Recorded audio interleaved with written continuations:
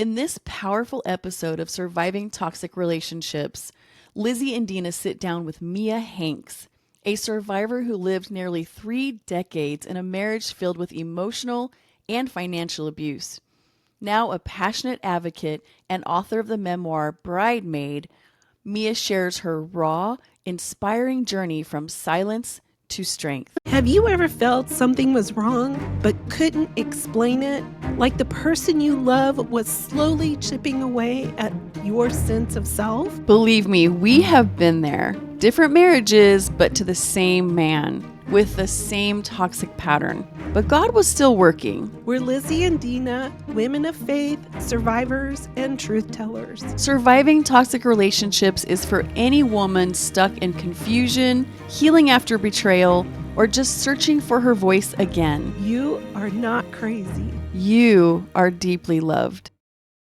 Welcome to Surviving Toxic Relationships with the Matadoras, me and Dina. We also have a very special guest. She is a powerful voice in the fight against narcissistic abuse. She is a survivor herself, having endured 29 years in a marriage to a covert narcissist. In 2024, she turned her pain into purpose by publishing her award-winning memoir, Bride Maid. She's passionate about raising awareness around narcissistic abuse and empowering others to find their voice and know they are not alone. With so many people today trapped in these relationships because of fear, financial control, gaslighting, and coercive manipulation, she brings both compassion and clarity to a very dark subject. Her mission is to help others break free and discover that there is a life beyond the abuse. Please welcome Mia Hanks to our show. Hi, Mia. We are so glad you're here today.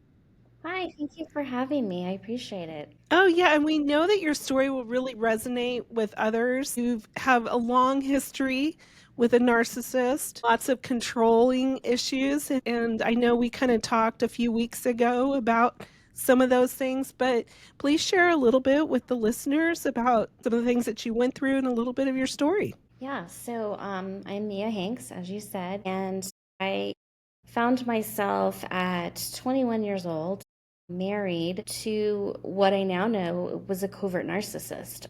Of course, back 30 plus years ago, we weren't talking about narcissism, narcissistic personality disorder. I had never heard of such a thing. So it wasn't something I was on the lookout for. And because of just lack of knowledge, not really, I think back then we weren't really talking about emotional abuse, psychological abuse either. And so I just found my much younger self wrapped up in this marriage that I thought surely it would get better. I saw red flags early and just thought if I hung in there, as we got a little older, more mature, things would just get better. If I could be a better wife, if I could be better, our world would be better. And, it didn't go that way. So I did kind of find myself more or less trapped after a couple of kids and feeling like I couldn't leave. And so I just sort of swept it under the rug and did the best I could to keep the family rolling. And then finally, it was just became too much and it started to affect my physical health. And finally, fortunately, I was able to navigate my way out. So here I am today. Yeah, we talked a little bit about just how, your life changed, obviously, when you left. Did you have a career or anything that you were able to do while you were in the midst of your marriage? I really didn't. I worked part-time a couple of different times during the marriage, but never a career. And then after my kids were born, I elected to be a stay-at-home mom. But I don't think that my now ex-husband, looking back, he probably wouldn't have wanted me to have a career because it would have given me too much independence, too much financial independence. So I think he preferred me to stay home, which, like I say, at the time I elected to be a stay-at-home mom. So no, there was no career to speak of while I was married. Now, when you were married to him, do you feel like you kind of fell in a category that was very descriptive of someone that is a narcissist or? Yeah, I think, are you talking about like financially? Yeah. Yeah, Yeah. Was he definitely. controlling or Did he ever encourage you to probably seek a way to make your own money as well? Not Did he? really, no. He definitely did control all the finances. And early on in the marriage, and really throughout the whole marriage, I never saw that as a problem. He was actually a very good money manager, and he is a very successful guy. And he always controlled all of the finances, made all of the decisions. And I never argued, with that. It seemed reasonable. He knew what he was doing, and I let that happen. Now, of course, I wasn't planning for a divorce, nobody is, I guess. And so it wasn't until I left that I realized, wow, I have no access to anything. And during the marriage, I thought I had it made, really. I did not have a credit card, yet I did not think that was a problem. I had a debit card, I had access to the everyday checking account, and basically I could buy whatever I wanted. And so I thought I had it made. This is great. But when I left and realized I need to retain an attorney to get a divorce, suddenly, there's no access to that level of money. I mean, good divorce attorneys are not cheap, and the retainers are high. And then it all kind of came crashing down, and I realized I can't access these big accounts. Only he can. And I don't even have a credit card.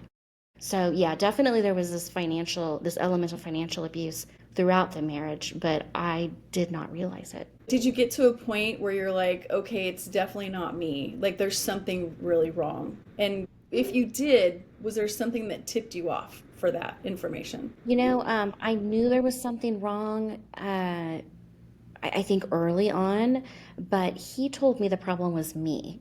And he's a smart guy, and I believed him. I really did. I believed him.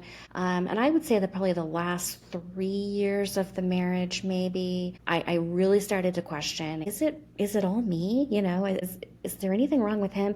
And when I started asking those questions, I started doing some independent research, and this was at the very, very end of my marriage, right before I left. And I started researching this. I came across this whole narcissism, and I had never studied this concept before. And I mean, this guy, he ticks off every single box. And when I realized that, and when I found this is what it is, this is what I've been living with, suddenly my entire 29-year marriage made sense. I finally knew, wow, this is what's been going on, and I never knew it. I never knew there was a name for this. And even then, when I discovered there was a name, I had no idea how prevalent this problem was. Even then, I thought nobody would believe this. I must be the only person going through this.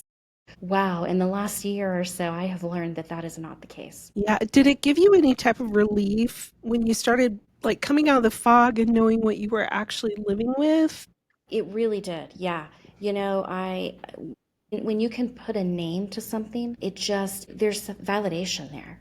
There really is, like, I can pinpoint and say, this is what I've been living with. I mean, there is a name. This is an actual diagnosable condition. Obviously, he is not diagnosed because he thinks he's perfect. He would never consent to being diagnosed. But the fact that I know that is his diagnosis, definitely, I don't feel crazy anymore. I feel like this is a real thing that people live with. And so, yeah, it was a huge relief. It was like the weight of the world off my shoulders when I realized that this problem. Yeah, I was wondering how you felt about it. Did you have any friends or people, a support system when you went through this, or the whole time you were married? Well, we didn't have a lot of friends as a couple. And I look back now and I think that's kind of strange, but I didn't really question it at the time.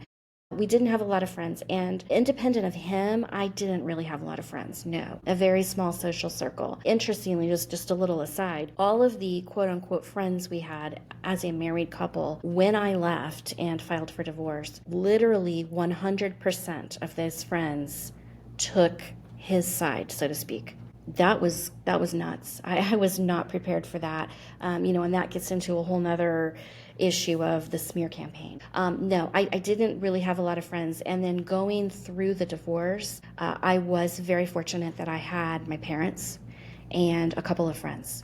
And so very, very small group, but it was all I needed, and it was a lifesaver really to have that support going through this. And Mia, would you feel comfortable sharing some examples of, just so that our listeners would be able to kind of relate to what they're going through and maybe what you went through? Would you be comfortable sharing any examples of what you went through for that 29 years emotionally Yeah. or the other way? Yeah, the biggest issue I think in my day-to-day life with my now ex-husband was that element of control. Everything was, and I didn't even realize it. It was such overwhelming control that I couldn't see it for what it was. But yeah, it was, he did not like me spending time with my parents, for one thing.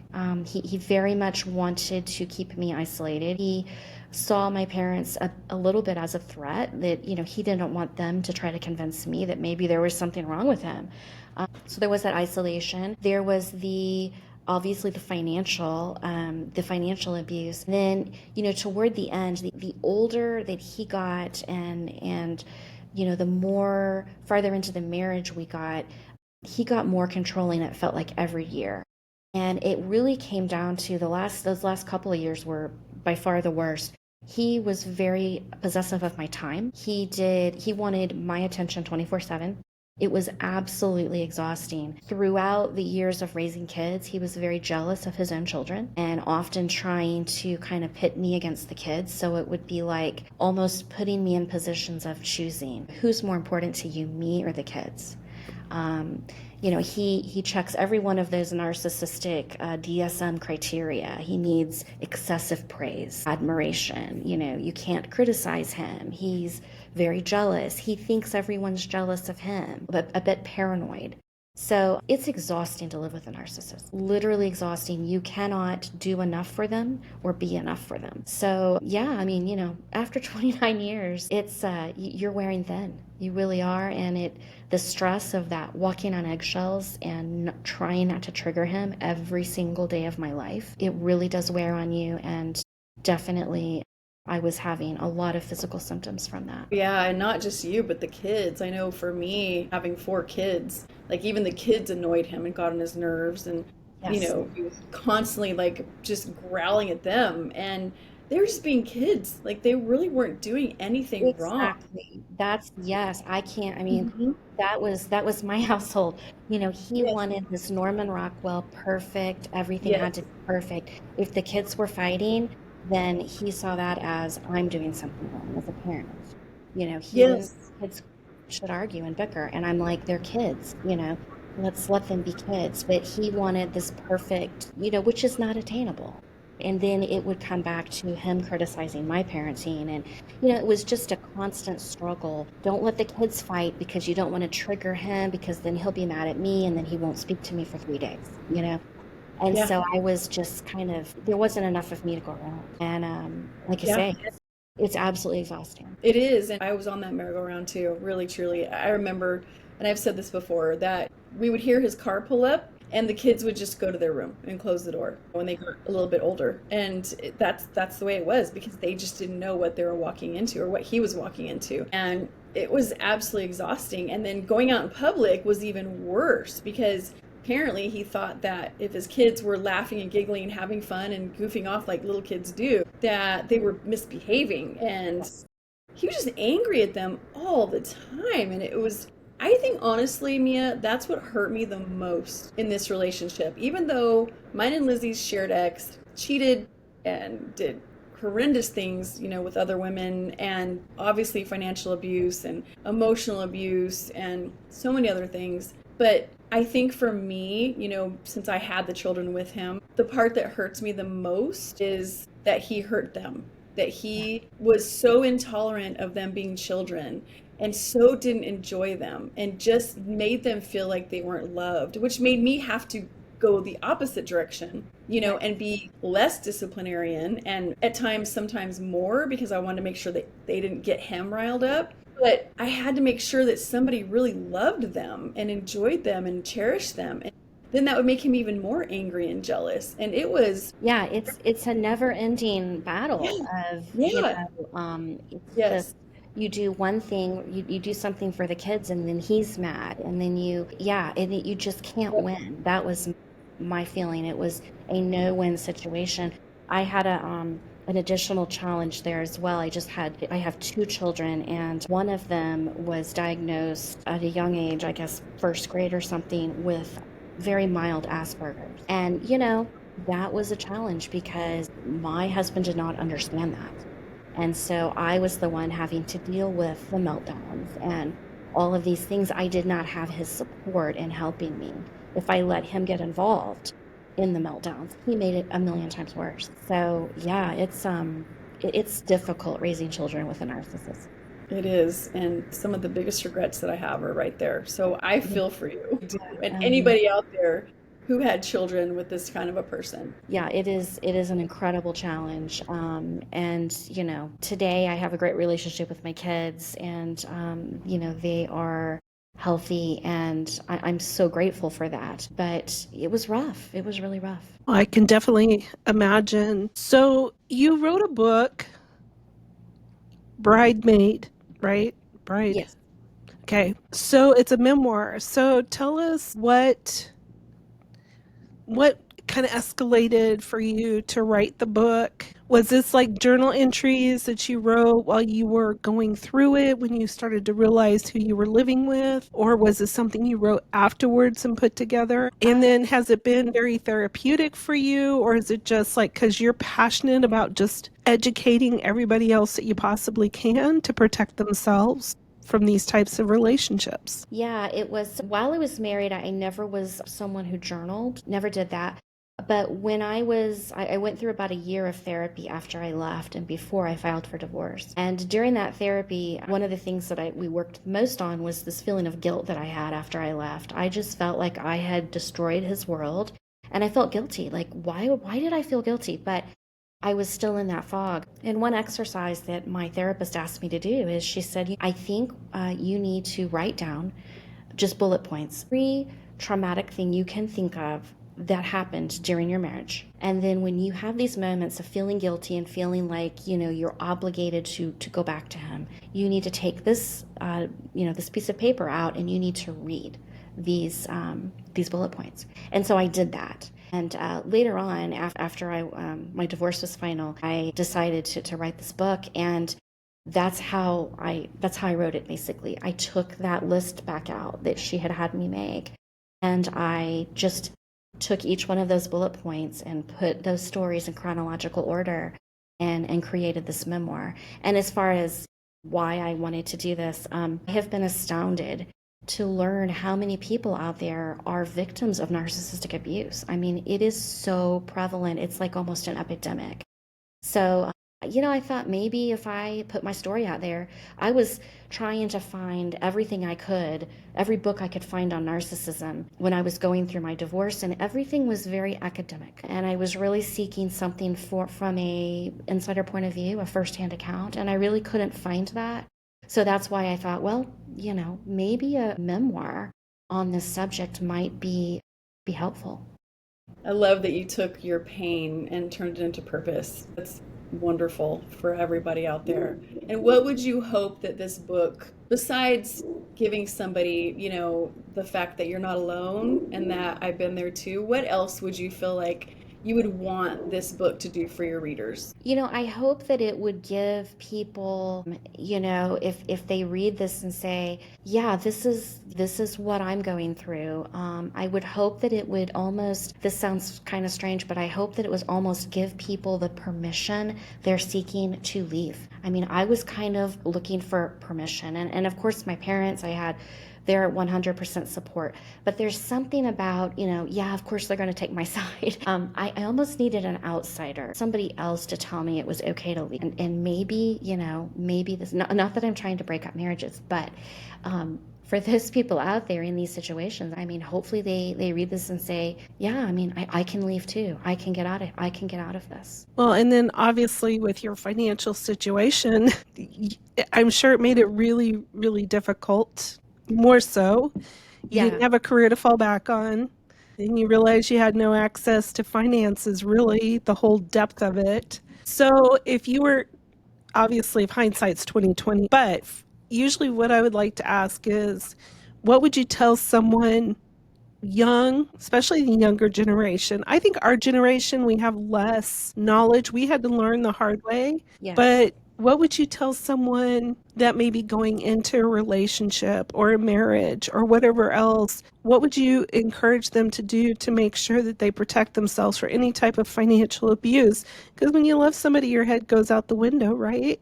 And then the Yeah. next thing you know, you're in this isolation or you're financially broke. What words of wisdom through your journey would you tell a younger you? Definitely to be involved in the family finances. Don't leave it all to your spouse and say, well, they're smart and they understand this better than I do, and I don't really understand all this stuff. You don't have to understand every tiny detail, but you need to know what's going on. Know where the money is, know how to access the money, and make sure that, your spouse doesn't have 3 credit cards that you don't know about, or just make sure that you have the same access to the funds that they have. Really, don't just let them take charge of everything, because you never know. If you find yourself in this kind of situation, you've got to be able to access those funds. And when you can't, that's a problem. And you don't realize it till it's too late. Okay. Good answers, though. Is there anything else you would like to address with your story? Anything else you would like kind of people to know?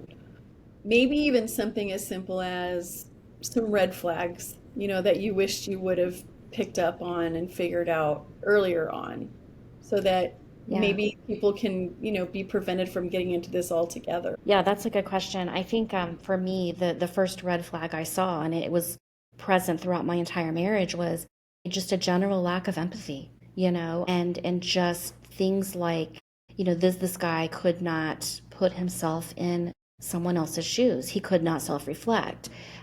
He genuinely did not feel for other people. He could put on a show, and he could be very dramatic, but there was something that just was not there. And I noticed it very early when I remember being sick. I think I had the flu. And instead of being sympathetic, instead of saying, you're not feeling well, how can I help you? His response every time would be to be angry with me. It interrupted his day, it disrupted his schedule, it was an inconvenience. Someone who is just perpetually inconvenienced by you, that's a red flag, and someone who just genuinely cannot self-reflect or see things from other people's perspectives. And it's a red flag that's easy to kind of sweep under the rug and say, well, it's a personality quirk. It's really not. Empathy it's key. So, and another thing I think for somebody, another red flag would be to really sit back and examine, how does this person make me feel about myself? Like, do I feel nervous around them?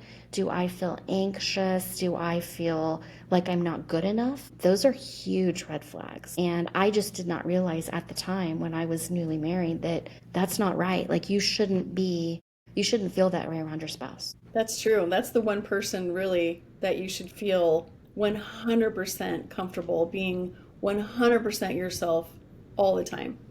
Right. Sick, I not can remember when he would leave the house. I can remember when my children were younger, and he would leave on a business trip and feeling like, now we can breathe. yes, We've got a few days we can breathe. yes, You start to feel suffocated. And the only time I felt relaxed and like I could breathe or that I could rest would be when he was not in the home. yes. That whole eggshells thing you described earlier, it's so prevalent when you're with somebody that is completely self-absorbed. Because the Yeah. minute they walk in the door, the atmosphere of the home changes. And not for Everything the changes. positive. Yeah, Right.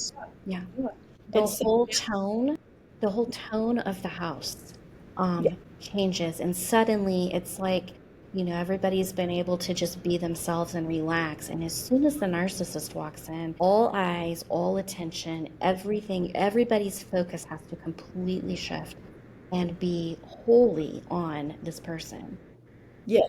And it's just They walk in and you're just, I can remember just feeling like I'm already tired. I'm already tired and you just walked in the door. But it sucks the life out of you. It does. It really does. And that's an excellent red flag too. Those are good red flags. Very good.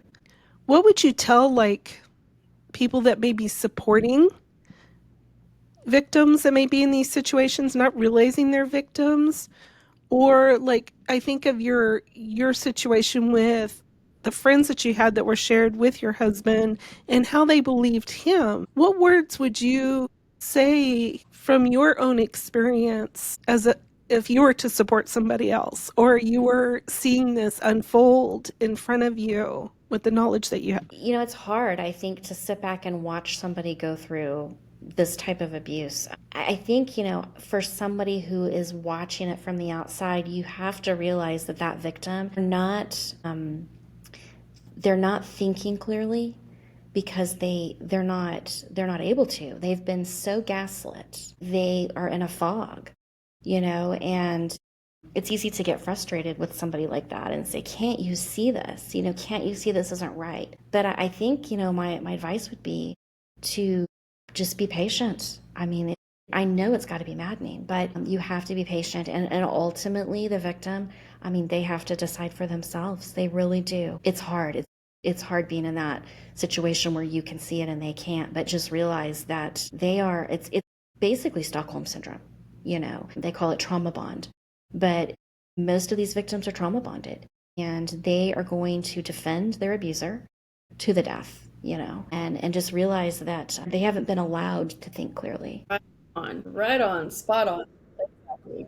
Yes. All right. Well, Lizzie, do you have any other questions? I don't at this time. Mia, we will make sure and have the links, or anybody that's listening, links that you can reach out to Mia if you have anything you would like to ask her or talk to her about. We would recommend her book especially if you're in this situation or you're supporting someone who could be in this situation, because it's really important to understand the victim's journey. And I think that's something everybody should be knowledgeable about, because most likely everybody is either going to be in the situation or they're causing the abuse or they're going to know somebody else that's going to be in these situations. So, Mia, do you have anything else you would like to share before we end this session? Yeah, I think I just would like to leave the listeners with sort of the message that it really can feel like a daunting task to leave when you're in one of these types of marriages, relationships, but just know that it is possible. You can get out. It seems impossible at the time, perhaps, but you always have options. You're never really stuck. You have options, and you can get out.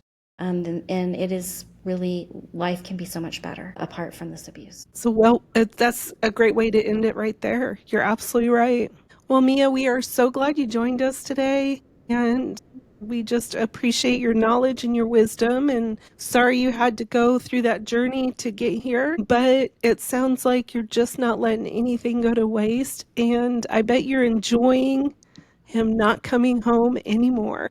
Yes, most definitely. My life is much more relaxed today, and I feel like a whole different person, away from that tension that I was living under. So Oh, definitely. yeah.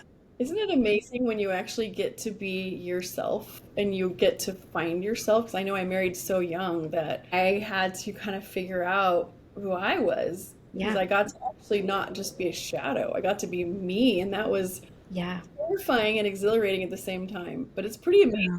It's Yeah. scary. It's scary, and it's the level of freedom is a little bit scary, but it's a lot exciting. So, yeah, I have loved every step of the way post divorce. It has been a very enlightening experience. Oh, it sounds like it. And it's an experience that you're coming out sharing with many others to help them through their own journey. So thank you. Thank you for having me. Yeah. Thank you so much, Mia. Thank you for joining us on this emotional and empowering journey. If Mia's story resonated with you, please share this episode. You never know who might need to hear it.